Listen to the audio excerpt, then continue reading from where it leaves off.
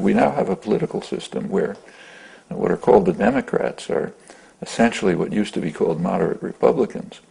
And the Republicans are off the map. They don't even try to be a political party. Just trying to make the country ungovernable, give away as much as you can to the rich.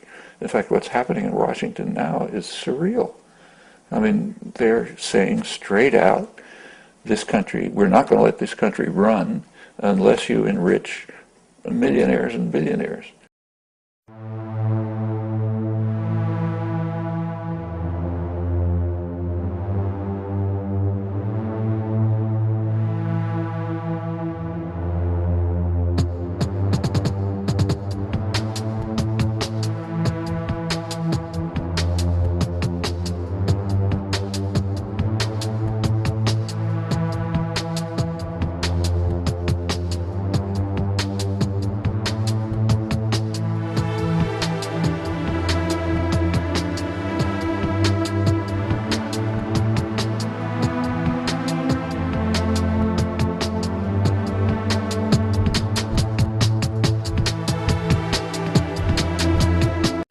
That they're trying to scope out there.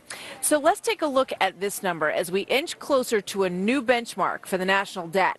The country's red ink is expected to hit the $16 trillion mark the same day that the Democrats open their convention, which of course is today. Let's bring in Fox Business Network Stuart Varney, anchor of Varney & Company. Stuart, a hallmark of sorts, not one that too many people will be happy about or feel good about. That is correct. Right around midnight tonight, very early tomorrow morning, we will cross that historic $16 trillion mark. Now, of course, this has huge political implications, coming as it does right after First Lady Michelle Obama speaks to the DNC. But there's a huge economic warning signal being made here.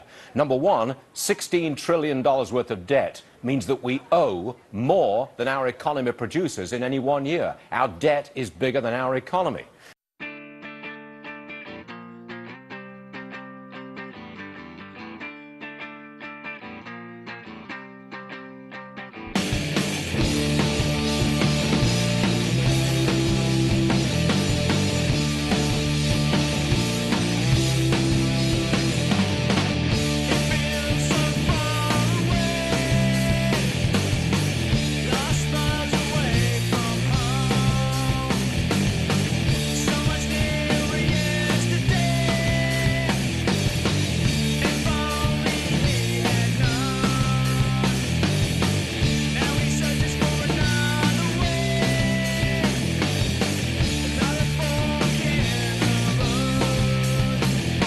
Someone who's the head of a major automobile company may well be Secretary of Defense. And, I mean, this was always the way it was.